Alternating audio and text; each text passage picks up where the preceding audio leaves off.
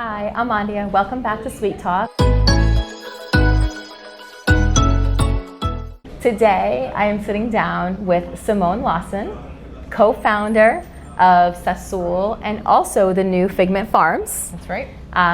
Simone and I met, actually we were just talking about this many years ago. She's here in Cary, North Carolina with me. However, when we met 11, 12, 13, 14 years ago, we started about the same time. Yeah. But tell us a little bit about how Sassool started. Tell us a little bit of the history of the company, and then we're going to go into a little bit more of the background. Yeah, so Sassool started in 2011, but so much happened before then to get me to 2011. My dad immigrated from Lebanon in 1976. Wow. By 78, he and his brothers worked together with their mom, who is Sassool, to create a family business, a restaurant and a bakery. And from 78 up until 2011, they grew 2 locations, a huge commercial bakery that serves the entire nation. Oh, wow. And our family was just so entrenched in food, obviously. I think you can believe that, but food was definitely life for us because it was all the uncles doing the business together, and it was such a crazy inspirational thing to see as a child. But in 2011, I was 1 semester away from graduating college, and my dad decided, my sister at the same time was graduating college, and he decided, what does my future look from here? Yeah. And he thought, because we had such a passion in the food industry and we really wanted to do business with him, he said, well, the simplest way is for me to separate from my brothers, even though that's a very hard decision, and create a business with you girls. Wow. And my mom. And so in 2011, he separated from his brothers, from the business they created, and we jumped into founding Sassool. Wow. We started in North Raleigh, and then by 2015, we had opened this Cary location. And then in 2018, he had bought the property that Figment Farms is now on, but we didn't start renting it out. The vision wasn't there yet. It was just more of an investment. And then we felt inspired over time. 2013, we started aggressively with rentals. Wow. So and now we do curated dinners, and it's kind of just really rolled forward from there. But it's been such a fun journey. Other than my sister, my dad, my mom, and myself in the business, my younger brother Jaden is now with us. He's 19, and he's bouncing from both locations, supporting the infrastructure in our management level. And I have 2 other sisters as well that decided not to be in food, but growing up, everyone was part of the food life. Wow. This was definitely our thing, and it's been such a fun journey from here. And after we opened, I ended up getting my MBA. I had 2 kids. Life happens, everything in life. Yeah. And now, 2026, and we're feeling good. That's incredible. I mean, a true badass in hospitality, right here in Cary, North Carolina. Amazing. Yeah, it's been. I was thinking about it, when we first met, we started around the same time, but then we both got crazy busy and kind of did our thing. We know we're both in the same area, but I mean, I don't get to network as much as I wish I did. I don't know about me either. you, but that's got a time very for that. foreign thing for us. Yeah, but we had to make scheduled dates to we need to show up to see other people type thing. I totally get it. Yeah. It's crazy, but here we are building our little empires. That's right. Yeah. I'm so grateful you're sharing your story with me today. Well, I'm grateful for you. I started seeing you more on social media, which was so cool. And I was like, Andia has always inspired me because you guys work as a family and you work well. And from the outside, you guys look like you're fulfilling, your happy place. You're following the journey, and it's just, you're rocking it. Thank you. And you've connected so well with the community. Everyone I know is like, oh yeah, Andia's ice cream. Are you what other ice cream place is there? I'll take it. Thank you. I appreciate that it's so much. It's so cool that we're finally becoming closer and getting to reconnect, and now at this kind of phase that we're both in. After several years of business under our belt. Not drinking out of the fire hose maybe as much as we used to, right? Yes, because thank goodness. Every business owner does that. Thank goodness, And I mean, not to mention that we were saying, because I'm born in Cyprus, which is literally 300 miles from Lebanon. So super, super close.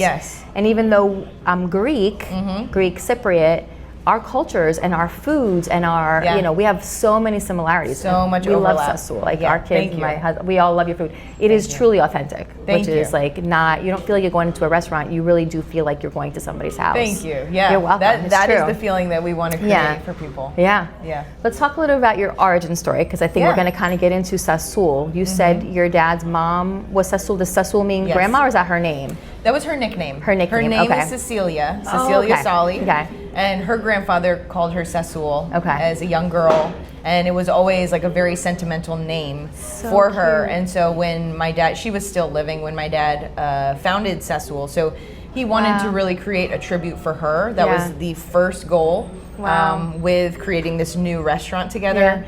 And he knew how special that name was for her and how many good memories it brought back for her. So he said, you know, I'm going to call it Sassool. And we, of our menu, I mean, at least half of it is straight from her recipe book. That's so cool. The hummus, the baba ganoush, tzatziki, tabbouleh, kibbe, grape leaves, etc. And we, for those recipes, we will never divert from the recipe. The other recipes that have come along with time, of course there's improvements and kind of tweaks here and there, but her recipes don't get touched. No. That's like a vault.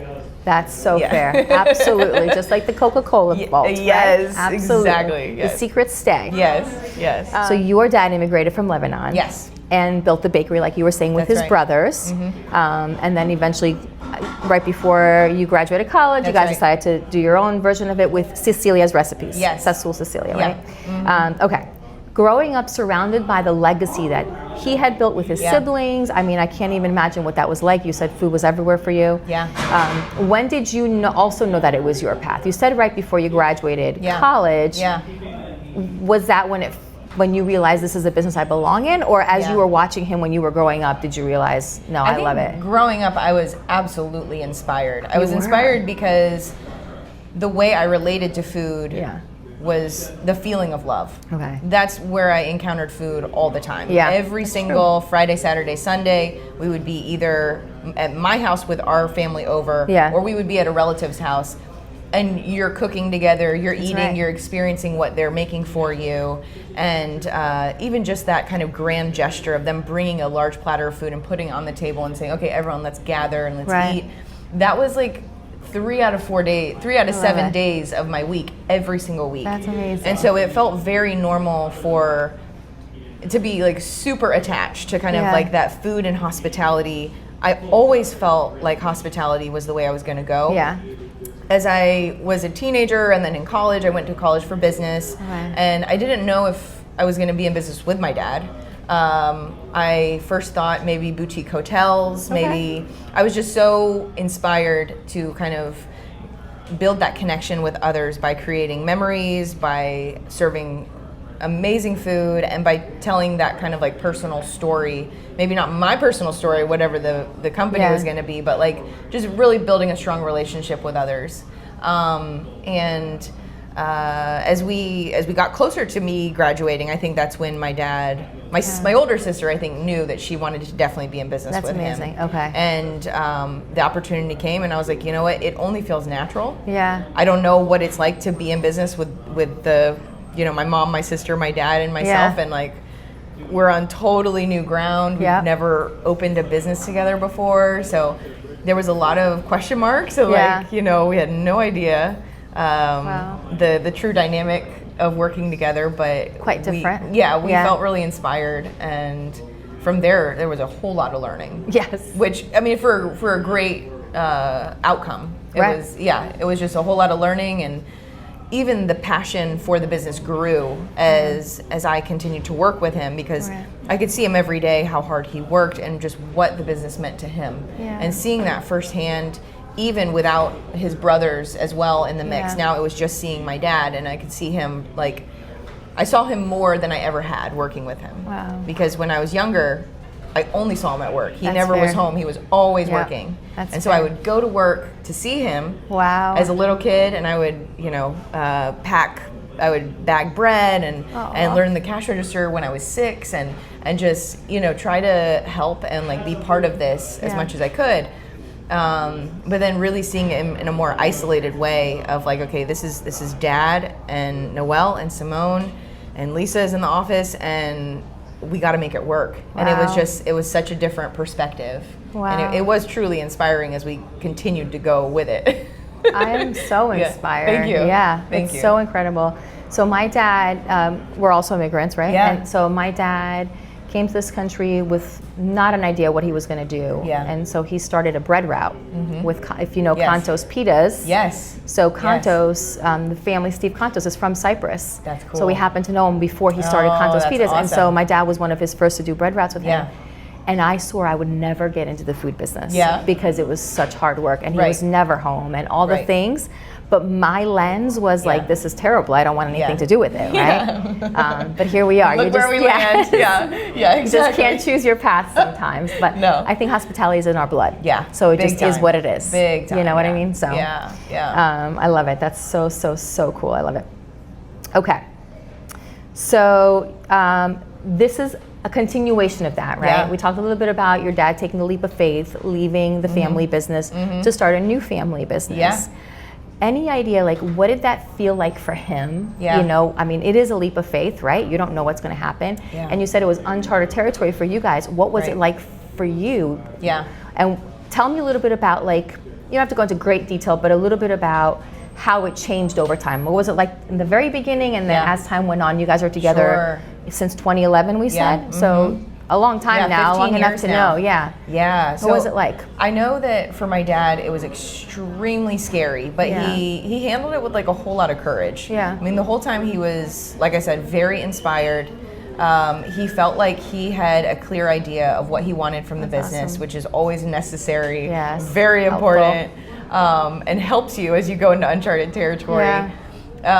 So I saw him as being very courageous, and also it was a huge honor because, Yeah. like, even though my sister and I hadn't yet proved that we could found and run a business, he was totally saying, like, without saying, like, I am trusting you. Aw. Like, you are on my Yeah. team. I'm trusting you. Oh, I'm gonna cry. And I'm gonna cry too. And we're just gonna start Go like crying. this. So being a 21-year-old and like your dad is saying, Yeah. I am trusting you. We're gonna do a business together. It's a lot of pressure, but at the same time, it's a huge honor. Yeah. And for my sister and I mean, I guess I can speak more for myself, but having that honor was very motivating for me. Yeah. And although I didn't really know like the professional way to be a business owner or a manager or whatever, I knew that working hard was going to Right. help. Right. And kind of following my dad's lead. And so that's really what it looked like in the very beginning. I mean, 80, 90-hour weeks. We never went home, ever. Like I still was, so that last semester I was still completing classes when we had opened. Wow. So I would go from campus and I would come to Sassool and I would work a shift, and then I would work from open to close on weekends. And then after I graduated in spring of 2012, that's when all the hours started happening, and I never left. And we were there so much from open to close for at least a year that like our break or our time off would be me and my dad walking up Strickland Road and just like getting some fresh air. Oh my God. And we did what we had to like kind of relieve the stress in the moment. Wow. But it was very stressful. We started with a few managers to help us open, and those managers quickly left. Yeah. And so then we were stuck with, you know, of course you get more managers, but for a time it's you again. Oh, yeah. And that's it. Yep, that's and the worst you feeling. have to make it work. Yeah. Yeah. And the customers thankfully continue to come, but Yeah. also that's very stressful. Yes. So you know, you ride it like a roller Yeah. coaster, and but since then we've continued to be inspired by each other and motivated by each other. I think in the end we have such a vision for and a passion for food, and like tons of love between the group. Yeah. That it's made the rough times okay. Yeah. And it's made the great times like you feel like you're on cloud nine. Yeah. So it's been really, really cool. And since then, we don't work 80-hour weeks. Good. Like, we have evolved, thank goodness. That's why we've survived. That's and right. now we have more layers. Yeah. You know, like my sister and I, we say like we're on the executive team now, Yeah. along with my dad, and we have our GMs, and then Sure. we have our front of house and back and kitchen managers, and then we have hourly supervisors. So there's layers, and the layers have helped. They've helped us have a manageable lifestyle where I can have kids and like actually see them. Spend time with them and like raise them like I should, and so it's evolved over time. But we're still inspired by each other. We still tell each other we're proud of each other. We still have like meetings on Friday where like we get up from the table, we're all crying. We guys we've had a big week, and like we're giving each other kudos, and it's just like, oh my God, like it's a cool dynamic. It is a beautiful thing. My heart is like, I can't explain it. It's like expanding as I'm listening to this. I relate so much, and I'm thinking like, why are we not better friends? Like we are living the same life. It takes work, though. It takes work to be friends and to work together. I think in the beginning we didn't know we could be friends and work together. Right. Because it's hard in the beginning. Because you don't know what you're doing, and I think you're only functioning on love for each other. And like you're like, I will just work my butt off as hard as I can, and I don't know what I'm doing, but I'm just going to keep working. And then there's conflicts, and you don't know the professional way to communicate, and it's rough and it's messy, and then couple years later you figure out, oh, like we all need to have like our own department, and that makes it easier for us to each excel and easier for us not to step on each other's toes, and like this creates way less friction, and like now we're really happy for each other. There's not resentment anymore, and you figure things out year by year, but now we're in a great place. That's awesome.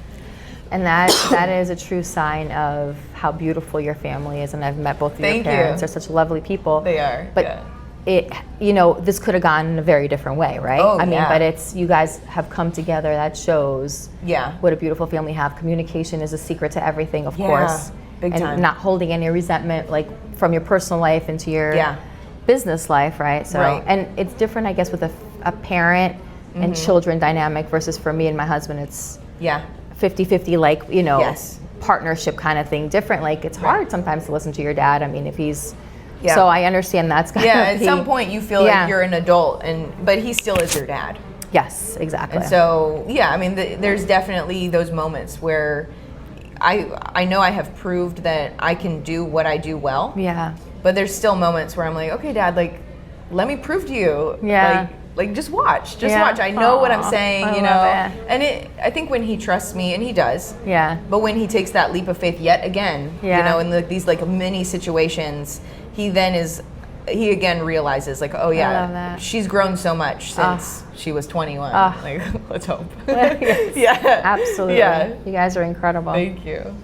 All right, my goodness. Well, you just answered the next question about how you guys have figured out how to build each other up. And part of that is finding different departments and being responsible for different things. Big time. It was the separation of departments so that we all could grow in our own ways. And then also having like the humbleness to be able to always give each other your flowers, as they say, like, and like really recognizing when someone else is really pulling hard at something, and really trying a new thing, doing a new initiative, and just really doubling down, because it takes so much more mental capacity when you're trying to do something new and putting all your effort into it.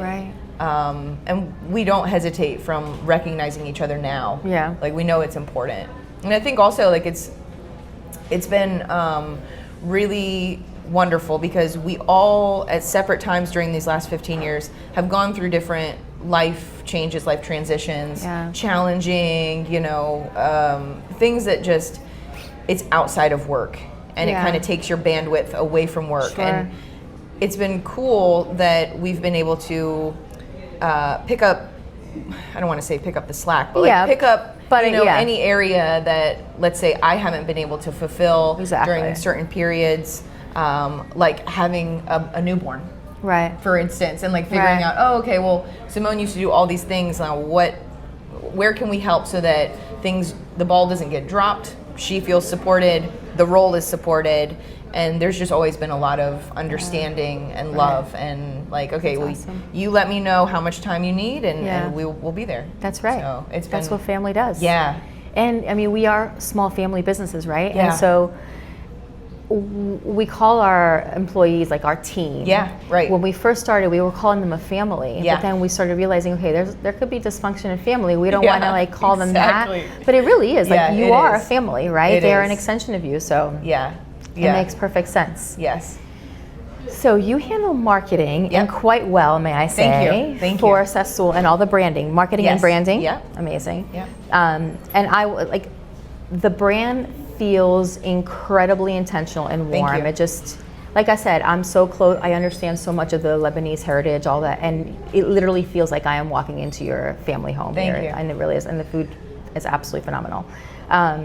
Tell me how you take something as deeply personal as your family's food and translate it into the world as a super successful brand, but still keep it warm. You know? Does that make sense? Like how do you do that? So, you know, I feel lucky that I am one of the founders because I feel like a lot of the branding and the marketing is true storytelling. Absolutely. And I don't have a difficult time telling the story because I lived it and I'm still living it. Wow. So for me, I mean, our menu and this place we've established, it is a second home, and the food that we serve is the food that I had growing up. Yeah. And so amazing. For me, I guess transparency is the easiest way to go. Yeah. Okay. And just being very authentic, and I think that creating that connection with the community or our audience or our followers, I think creating the connection is important, but it's done by really finding something that they can resonate with. Yeah. So a lot of times, like, I show the way that I eat the food. Okay. Or like if I'm not even in the shot, like I'm showing the items that I would eat together because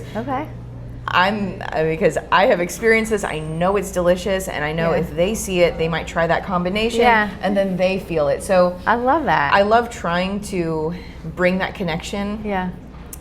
With newcomers and with regulars. And then I also really love to pay attention to who our customers are because it has also evolved over time. But I think knowing who's your consumer, you can really understand how they're using your food, why are they depending on your food? You know, is it for the nutrition? Is it for the allergy friendly? Is it because they do have Mediterranean heritage? Is it, you know, is it all the things? And you can really be able to find that connection with them easier if you know who they are or like what their demographic is. And so that's been really cool. And I've found that a lot of our customers are women, are moms, and our biggest clientele is like between the age of 30 and 60 female. Yeah. And I happen to be in that category. And so I've really enjoyed just continuing to tell the story and show people that this menu is rooted in family traditions and love and freshness. Like we have a unrelenting commitment to freshness for all of our sides and salads and our entire menu. And it's just food that makes you feel so good. Yeah. And I wish everyone ate this food all the time, not for my benefit, but for their benefit. Right. Because it really is. Like you eat the greens, you eat the things with olive oil and the grilled kebabs, and you walk out of here feeling like you're so much more energized and nourished and full, but not weighed down. And like for me, going through the past 15 years, I feel like it's made me think clearer. It has physically helped me, like even like I like the way it makes my skin look, you know, like all the little bonuses. And, I just love being able to kind of spread that with everyone else and share the magic, I guess. You know, it's so crazy. I'm sitting here listening to you. Yeah. The way you're just presenting that, and you don't realize that you're a natural marketer for your brand. And if I had not had your food a million times, and I'm sitting here like, yes, like literally your food, is like coming out of somebody's kitchen. I can't explain it, but you just know that this is authentically home-cooked food that you don't get in a restaurant setting ever. So I have goosebumps saying it, but like I understand why every mom is coming here for the family meal when they're running around, like, because you're not feeling guilty feeding them food that you didn't cook. Chances are it's probably better than the food that they cook at home in a hurry. Maybe, mac and cheese out of a box, right? But it is. Our menu is so intentional. I mean, a lot of it, even the hot food, is my grandmother's, and like she would not give anyone anything that she would not eat. And so it sends a message of love, of caring, of comfort. And we love it when customers, our guests, can trust us. Trust us with the food we're providing to them, because it comes from such a good place. Such a good intention, and we will continue to do that. Like it's tough sometimes to change our menu to do something more trendy or something like that, because it feels like it gravitates away from who we are, even though it's exciting and it brings in a handful of customers and some social media hype. But in the end, it's like those staples are really what people come in for. That's so true. Our brands are a little bit different in that sense. Like with ice cream, you have to make it sexy in the sense that you need to have something new to get people in. But here, my son Alex and I were saying earlier, like, we come and we get the same darn things every time because they're so good. I don't even want to, but everything is phenomenal. So, girl, you're doing a great job. Thank you. Great job. Okay, let's shift a little bit and talk about you as a beautiful woman that you are and your identity.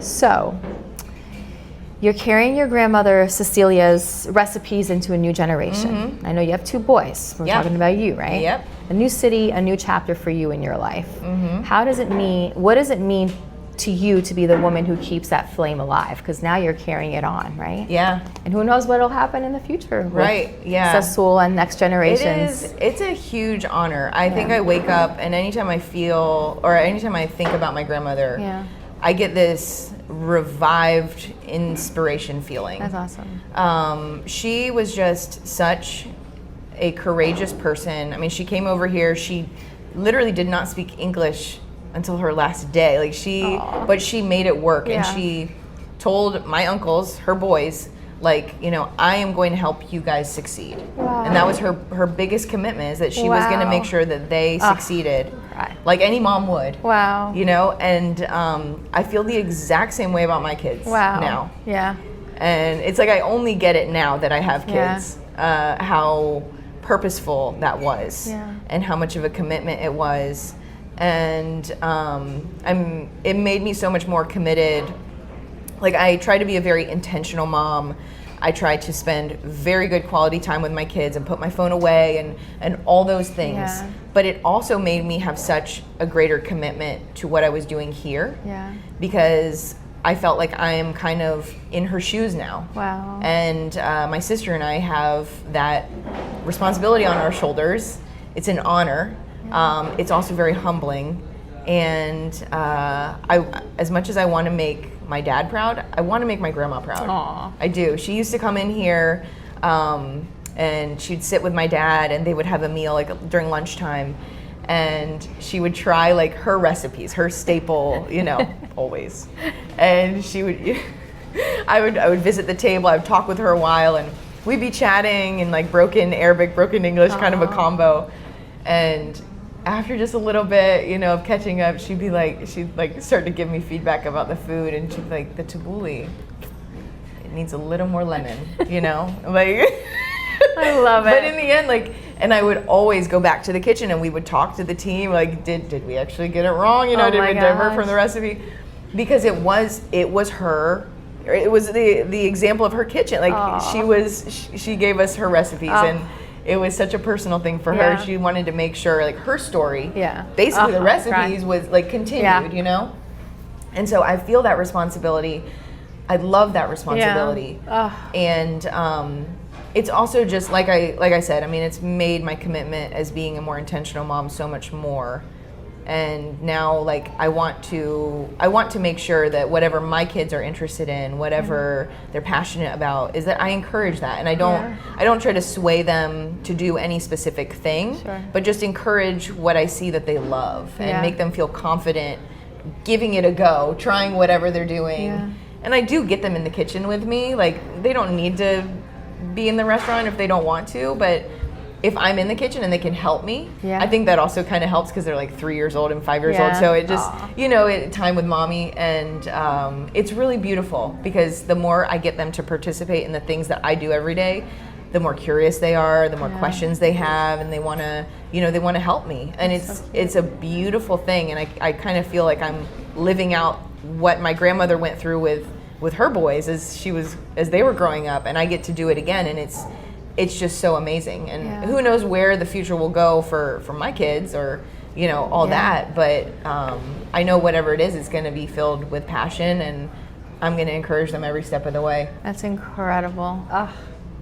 I love it. I love your story so much. It's Thank so you. beautiful. Thank you. And I mean, to think about your grandmother being like the original badass woman in hospitality is kind of so amazing. Yeah. You're so right. What they went through, and she was so brave. So determined to make sure that they kept the vision. And they didn't stray. And when they had the business together, and that they fought as little as they could, like, she always wanted to make sure that they were good on a brotherly level. And it was exactly what a very strong mom would do. Amazing. Yeah, it was really cool. Really cool for me to see her growing up. Wow. Yeah. I love it. Oh my gosh, my heart is full. How do you think being a woman impacts your work in this industry? Yeah. Well, I think that I feel like this industry, there's more women than ever. Yeah. But I feel like still it's still kind of like new ground for women in leadership, at least outwardly showing. Like, I know there's a ton of women business owners, there's a ton of women in food, probably in leadership roles, but not a lot of them, I guess, put their brand on social media, and that's like where we consume everything now. That's where we find out about things. So me being a woman in the food industry and having a leadership role, I mean, sometimes it feels like a lot of pressure, but it also gives me energy. Yeah. Because, like, I don't think a lot of people are watching me, but if they were, and they see that I'm a leader, like, I want them to see me, and I want them to resonate with me. I want young girls, or even other women in the industry, to be like, you know what, like, I'm kind of like her, or I'm not like her, but I like what she's doing, or like, I only want to be contributing to the industry in a positive way. Yeah, and which you do, by the way. And showing other women that they can be tough, but they also can be moms, and they can be creative, and they can be tough as nails, with the numbers, and there's really no limitation. Yeah. And I think for a long time, and maybe still there is, like, this idea that there's a lot of barriers or boundaries too, that, like, what we are supposed to do, what we are expected to do in the food industry. And those expectations just need to dissolve real fast, because, like, more than anything, the industry can just blossom so much more if we don't feel like we have, like, these boundaries. Yes. Like set us free, and like, see what we can do. Yeah. And we got to set ourselves free. That's it. That's right. I think that's the first thing. The first thing, you have to feel totally comfortable with yourself, and really understand what you want, and what you want with your business, and then don't be scared to show that to the world, because other people will connect. Other people will be inspired and motivated. And I mean, like, I wish I had followed or had been privy to other women leaders in the food industry when I was, in high school, college, because I feel like I would have had a better idea of what I could be. Yeah. I think I spent a lot of years, even like a decade. I mean, we've been in business 15 years. 10 of those years, I had no idea who the heck I was. I feel like I'm just figuring it out. Yeah. And now I'm feeling, right. And, like, you figure it out over time. Yeah. But I didn't take time as a younger person to feel comfortable with myself, to feel like I know exactly what I want to do. It was more what I thought other people wanted me to do. Sure. And then you go down a path, and thank goodness this path led me to something I was so passionate in and I love and I thrive in. But it also took that maybe 10 years of feeling like I don't know who I am, you know? I don't know. But now I get to show people who I am. You are a badass woman is what you are. Thank you. You're killing it. And by the way, you said you're not sure people are watching. People are watching. This woman right here, let me tell you. Like I said, we've known each other for a long time, and we've kind of lived, expanded side by side. Yes. But you are being watched. Sassool is incredibly well known. Thank you. Highly respected. Thank you. That the sisters run it. Yes, sorry to your dad, but people know the badass he women would like who are to hear running that. it. He wants to know we're running it. Yeah. Yes. Simone and her sister Noelle run the show. So. Thank you. And we love Dad, and we love Mom too. Oh, they're great. But I would not be here without everything my dad has contributed and still contributes. Absolutely. Yeah, and my mom, definitely. They're awesome. Badass family. I love it. Thank you. You're very welcome. Okay. Oh my goodness, where do we go from here? Okay. Let's talk a little bit about food and a story. So obviously, we've said this, like Sassool's whole, brand is food and a story, right? Yeah. Mm-hmm. What story do you hope people walk away carrying after they eat with you? I want them, the story that I wanted them to know, they don't have to know like my whole family story, but I want them to know that they are walking away with food they can trust. Yeah. Oh, I love that. And because more than anything, more than it being specifically Mediterranean food or Lebanese Mediterranean, it's lifestyle food. Yeah. It's food you can eat multiple times a day, and there's no bad effects that you're going to feel from it. And I want them to lean on it. I want them to trust that I'm walking in here and I'm not being, given food that is not good for me. Yeah. We try really hard to source very high quality products, even when we get them like imported from specific places and the prices are crazy, and we're trying to hold our menu price stable and like all those things, and we feel like a lot of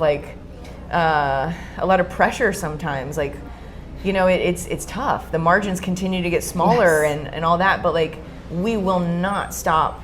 We would never make a recipe that we're like, yeah, that's kind of good for you. Like, no, it has to be something my grandma would prepare. Wow. It does. Something that she would totally approve of. So like I want people to know that like this is a place they can depend on. Wow. That's a beautiful message. Thank you. I love that. Incredible.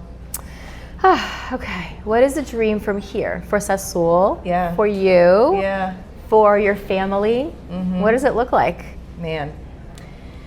So for right now, a lot of our growth has been Figment Farms, our outdoor venue off 64.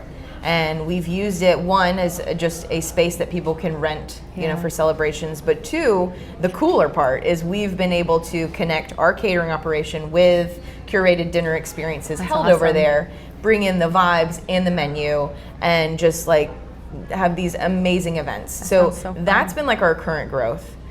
I think overall, my sister and I, we do have a huge desire to grow. Yeah.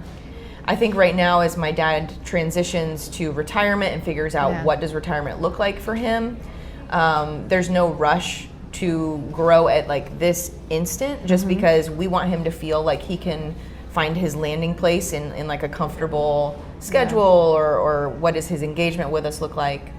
And we're not pushing him out either, so we're giving him the time he needs. Yeah.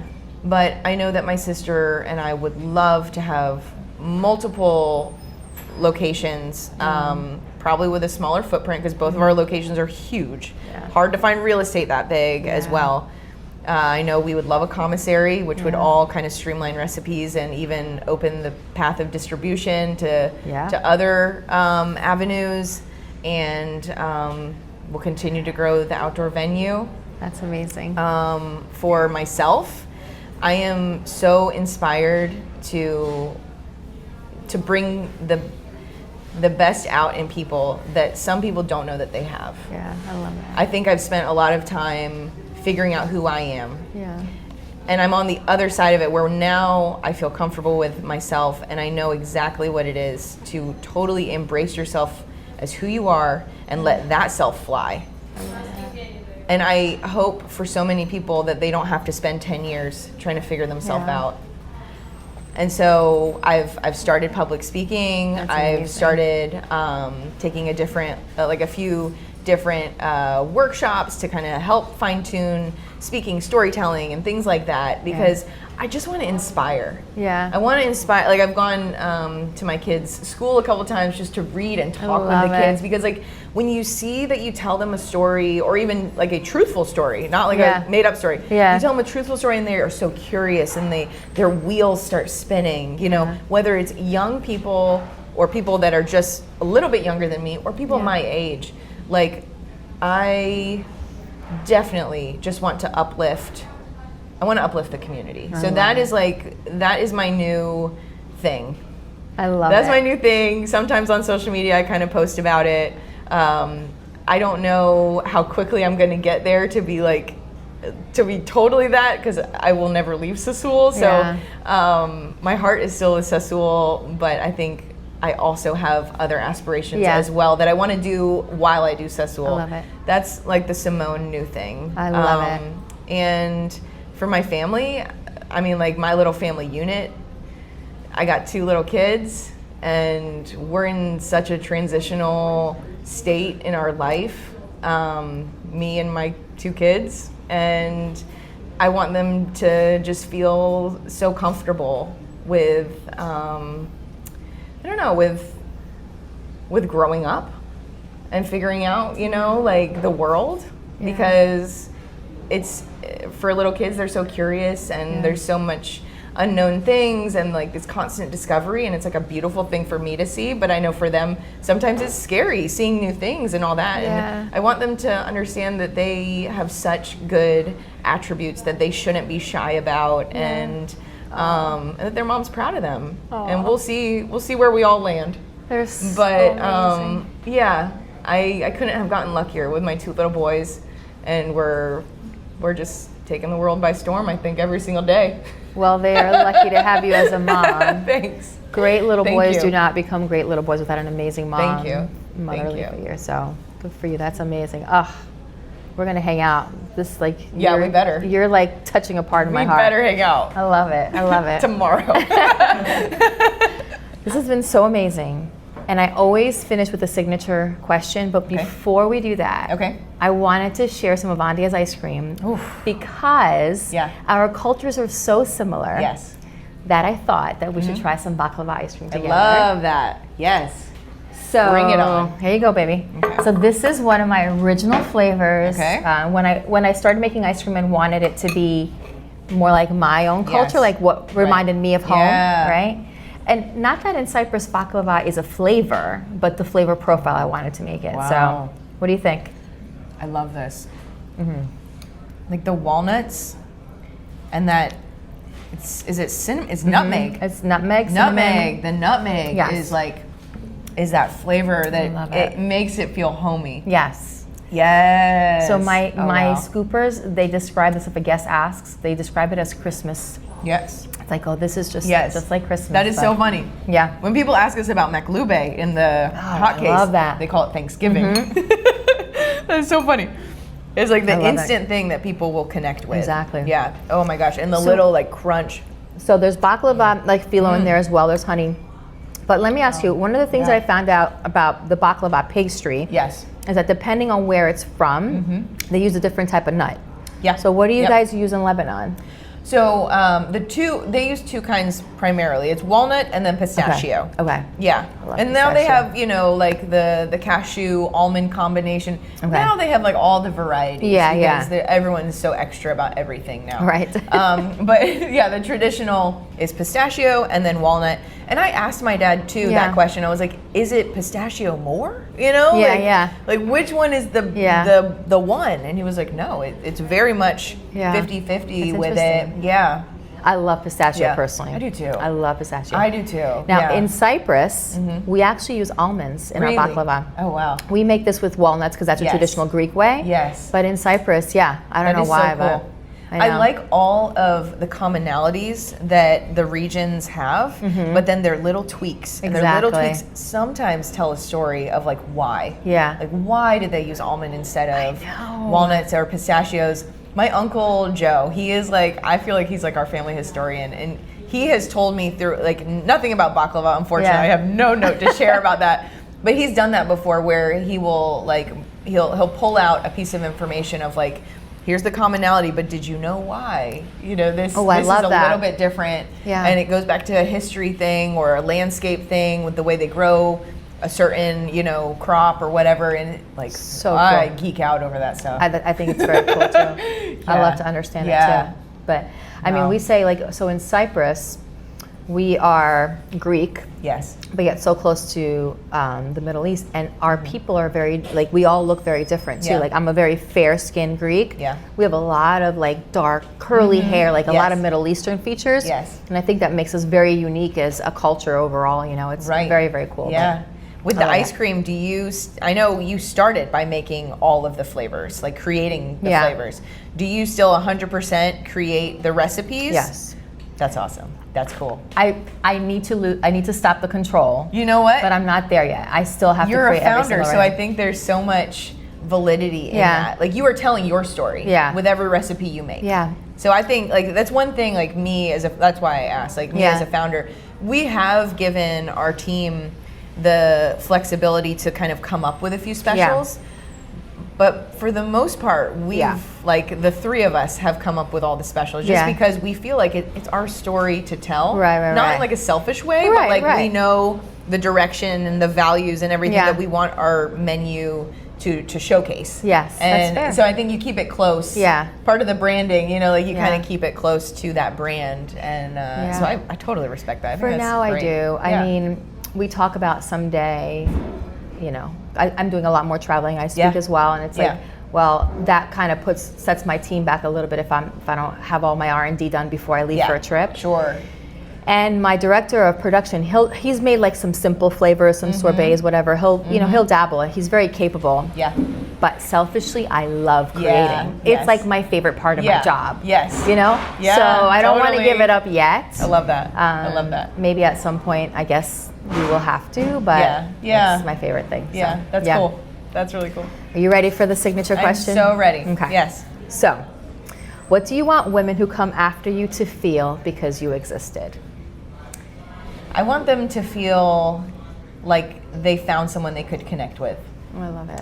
I want them to feel empowered through the way they see me now feeling comfortable in myself and working as hard as I can and as hard as I want to. Yeah. Because now what I understand with work, it doesn't define me, it fulfills me. Yeah, I love that. And so through the different stages that I'm going through, maybe I don't, you know, like there was a time when working 80 hours a week felt like what I had to work and like that was what I was supposed to work. Yeah. And I will always work hard and like my work that I do will be very intentional. But I don't want an 80-hour work week anymore. Right, amen, sister. I want the work week that I have where I guess I work part-time hours. I'm here every single day, but with managing the kids and all that stuff, I don't work evenings, even though I talk to the restaurant and my sister and everything throughout the day, you know, like work never stops, but I want them to feel like whatever they are driven to do, they should do, and it should feel right to them at whatever stage in life they are. Because it changes. Yeah. It does change. It changes based on your age, based on whatever. Yeah. And I feel like not enough women feel like the rules are usually made within us. You know, we feel like, oh, I can't do this, I can't do that. I've been doing this for 10 years, I can't change, you know? Yeah. You totally can. What's the worst thing that's gonna happen? If you feel driven to do something else, drop what you're doing. I mean, have an easy landing for the people you're working with, but like, just pivot. Yeah. Just do something to do what feels good, because your time here is your time here. Right. And it's limited, unfortunately. Right. And so what you do with it should really count. And I think that, like, that in itself has sunk in for me. Yeah. in the past year, and I'm trying to act on it. And not that it's making me gravitate away from our family business, but it's just empowering me more to make every moment more intentional and not disregard the main things that keep me going. Like we were talking about sleep. Yeah. Like sleep I put as a priority now. I used to have like the most minimal sleep ever. Now it's like in order for me to have a happy day, I have to sleep. Yeah. In order for me to have a happy day, I have to eat well. Yeah. In order for me to have a happy day, I need to take in, like I look at the sun as it rises every single day. It's like a daily routine for me. Wow. But like that kind of stuff, it like fills my cup so that I can then share it with other people. And I want women to feel like whatever uplifts them, whatever fills them, that's what they should do first. Yeah. And then see where everything else lands. So true. You can't pour from an empty cup. You can't. There's something called healthy selfishness. Yeah. And women have a hard time doing it. And I'm so proud of you for getting to this point. I think very young in life, by the way. You're way younger than I am. That gives me a little bit more confidence. That's good. You were very young, yes. I feel like it's been a long time of not getting it right, and now I'm getting it. I'm starting to get it right and like understand what that is, and it feels good. It feels like, oh yeah, like you know, like when you're I don't know, I've never played poker, but or like done a slot machine and like you roll and it's and then all of a sudden ding ding ding ding ding. I feel like I have gotten to that ding ding ding ding ding moment where I'm like, oh, I hit it. Like I'm okay. That's the right equation. Yeah. That's what I'm supposed to be doing this whole time.